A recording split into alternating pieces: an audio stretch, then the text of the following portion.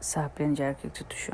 Efendim doğdu güneşim, tak sabah sporunu müdür bey yaptırıyorum. Ondan sonra bir hemen klasik bir tıraş kontrolü. Yanlarda ya da üstlerde bir uzama var mı? Yokmuş, kendisi onu sevmiyor. Onu gıcık ettiğim için benim için dua çekmiş, seccadiyesini serip yapmak istedi. Öyle dua ediyor. Tamam hadi kalk, okudun okuyacağını, kalk da bir garip sevindirdi. Planları bir işe yaradı. Ben de hayatımdaki en garip kediye yaş mamasını vermeyi tercih ettim. Müşkül durumda bu çocuk. Dedim ki sen bugün çok dua ettin. Ben size bir de ot koparayım geleyim. Hemen çocuklar için bir ot partisi. Çocuklar dediğime bakmayın, bu ikisi de 11 yaşında arkadaşlar. Eşek kadar bireyler bunlar. Eşek kadar büyük dediğimi duyduğu için biraz sinirlendi. Hemen yakamı düzeltti. Gerekli işlemleri yaptık biraz.